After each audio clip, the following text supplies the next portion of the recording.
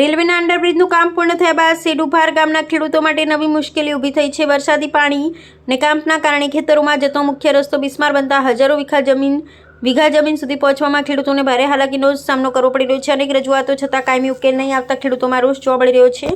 અમરેલી જિલ્લાના સેડુભાર ગામે રેલવે અંડરબ્રિજનું કામ પૂર્ણ થયા બાદ વરસાદી પાણીના યોગ્ય નિકાલની વ્યવસ્થા ન હોવાથી ખેડૂતો માટે મુશ્કેલી સર્જાઈ છે।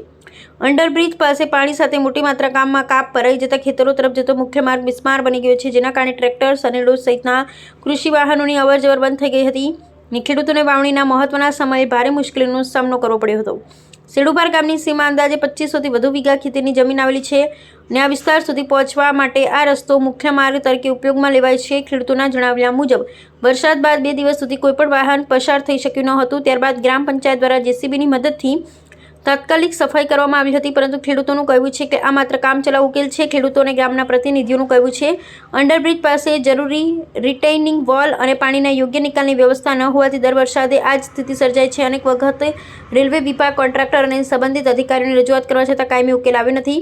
ગામના સરપંચ પ્રતિનિધિ ખેડૂતોના જણાવ્યા મુજબ સેડુભારથી જરખિયા સુધીનો અંદાજે 7.5 થી 8 કિલોમીટર લાંબો રસ્તો વર્ષોથી ખેડૂતો માટે જીવાદોરી સમાન રહ્યો છે।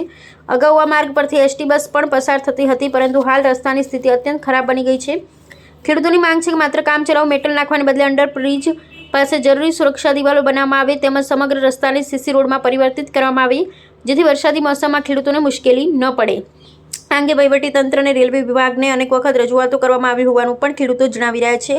ખેડૂતોનું કહેવું છે કે વાવણીના સમયે રસ્તો બંધ થઈ જતાં ખેતીના તમામ કામો પ્રભાવિત થાય છે। હવે તંત્ર વહેલી તકે કાયમી ઉકેલ લાવે અને ખેડૂતોને સરળ અવરજવર મળી રહે તેવી માંગ ઉઠવા પામી છે। રિપોર્ટર પ્રકાશ વઘાસિયા, કુકાવાવ।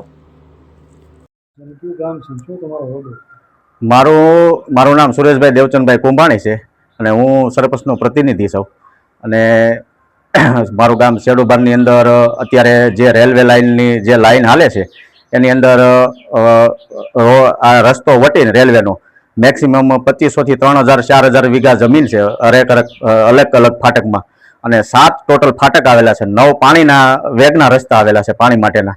એટલે થોડીક અત્યારે ખેડૂને વાવણી વાવવા માટેની દિક્કત થાય છે અને વારે વારે અવારનવાર આવવા માટેની થોડોક પ્રશ્ન ઊભા થયા છે। પણ જો અત્યારે સીસી કામ હાકે તો ખેડૂને બીજા રસ્તેથી જવામાં દિક્કત પડે એવું છે કે એકાબીજા રસ્તા વધારે કરાળ માટીવાળા હોવાથી તે અવર જવર કરીએ કે એમ નથી। એટલે જે તે રસ્તામાં કાંઈ માટી ઓલી નાખી છે કપસી ને એવું તો એમાં હલાય છે। અમુક રસ્તામાં હજી દિક્કત આવે છે કે જે પાણીના વેગવાળા પાણી ઓટોમેટિક રસ્તામાંથી નીકળવાથી વારે વારે કાપ આવી જાય છે તો ખેડૂને હાલવા માટે પૂરેપૂરી તકલીફ પડે છે, જેને કારણે અમે અવારનવાર રેલવેવાળાને રજૂઆત કરવી છે તો અમુક કામ એ કરી આપે છે, અમુકમાં એ આનાકાની કરે છે, એવો પ્રશ્ન પણ બને છે।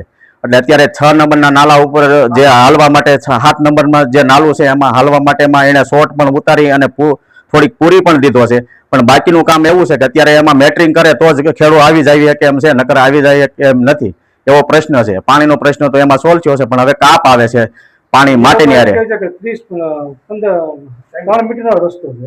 હવે એ રસ્તો તો જુનવાણી એક ગામથી જોડતો બીજા ગામના આરે જોડતો રસ્તો છે, એટલે મેક્સિમમ એ રસ્તો મોટો હોવો જોઈએ, નાનો રસ્તો નહીં હોય। એટલે એની કોઈ પણ ઓફિસમાં વ્યવસ્થિત તપાસ કરી અને એનો રસ્તાનું માપતાલ રેલવેવાળાને આખું લિસ્ટ આપ્યું છે એ બાબતથી કલેક્ટરે કે તમે હરેક રસ્તા જે સેડુભારના હોય કે બીજા ગામના હોય તમામ રસ્તા કેટલા મીટરના કેટલા પહોળા છે એની માહિતી એ લોકોને આપેલી જ છે ઉપરથી। આપણે અગાઉ રજૂઆત કરેલી છે રસ્તા બાબતે? હા, રસ્તા બાબતે રજૂઆતમાં તો અમે સીસી રોડ એમાં માગેલો છે, અમે સેડુભારથી જરખિયા માટેનો સીસી રોડની રજૂઆત અમે કૌશિકભાઈ વેકરિયાને કરી છે, ભરતભાઈ સુત્રિયાને કરી છે અને એ લોકોએ પણ એ લેટર સીધો ગાંધીનગર મુખ્યમંત્રીને આપી દીધેલો છે। એટલે એનું વિગતવાર પ્રોસેસ ચાલુ થઈ છે, હવે જ્યારે એની મંજૂર થઈને આવશે ત્યારે એનું કાંઈ હાલશે। મારું નામ જયરામભાઈ લાલજીભાઈ નાકરાણી, ગામ સેડુભાર। આ મારી વાડી છે અને આ રસ્તો અમારે 8 કિલોમીટરનો છે। મૂળ પ્રશ્ન અમારે અહીં હાલવાનો થાય છે। કાલે ખેડૂતને વાવણી થઈ, વરસાદ સારો થયો, પણ આ મેળો થઈ ગયો તો કોઈના ટ્રેક્ટર, સનેડા કે મિની ટ્રેક્ટર અહીંથી નીકળ્યા નથી। બબે 3 ફૂટ કાપ ભરાઈ ગયો હતો, કારણ કે આ નીચાણમાં છે, ઉપરનો રસ્તો શેના લીધે કાપ ભરાણો? કારણ કે હજી દિવાલોના કામ કાંઈ થયા નથી, એટલે ખેતરોના બધા કાપ આવ્યા ને એ પુલની નીચે જમા થઈ ગયા। એમાં ટ્રેક્ટર કે મિની ટ્રેક્ટર કે સનેડો કે હાલીને નીકળાય એવું નહોતું। કાલે બપોર લગી પછી ખેડૂતો બધા પાછા આવી ગયા અને કોઈ થોડાક હાલીને એમ નીકળ્યા આજે થોડુંક 1 કલાક જેસીબી પંચાયતના સરપંચે થોડીક રજૂઆત કરી હતી, 1 કલાક જેસીબી આવ્યું, પણ રસ્તો ચોખ્ખો હજી થયો નથી. વાવણી હજી 50 કાલે નથી વાવી ગયા. આજે ગમે એમ કરી અને ખેડૂતો મહા મહેનત અહીંથી નીકળી અને ગયા છે.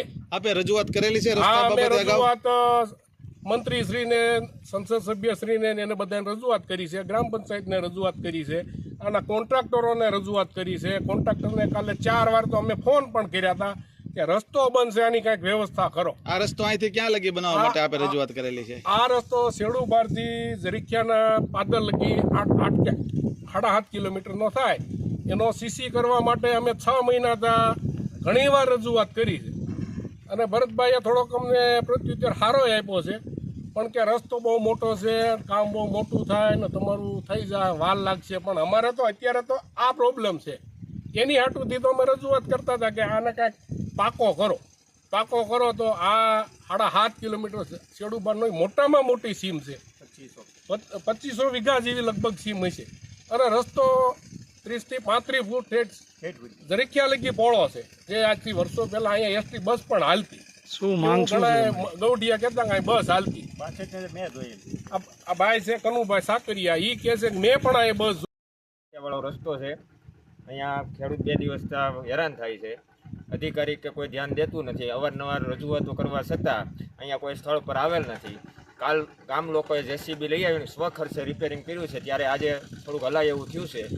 ને આ રેલવે ટ્રેકનું કામ છે, જ્યાં નાળું છે ત્યાં દિવાલું કરેલ નથી, એટલે ખેતીનો કાપ બધો અહીંયા આવ્યો છે. કોઈ પ્રકારનું હલનચલન અહીંયાથી થાય એમ નથી.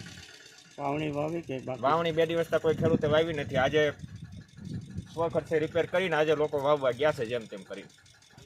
તો શું જરૂરી શું છે એમાં દિવાલ અહીંયા કરવાની? દિવાલો કરવી પડે એમ છે ને આરસીસી રોડ કરવો પડે એમ છે. નાળા પૂરતો જ્યાં ડૂબ છે ને ત્યાં કોન્ટ્રાક્ટર કામ અધૂરું મૂકીને વયા ગયેલા છે કે? અધૂરો મૂકીને વયા ગયેલા છે.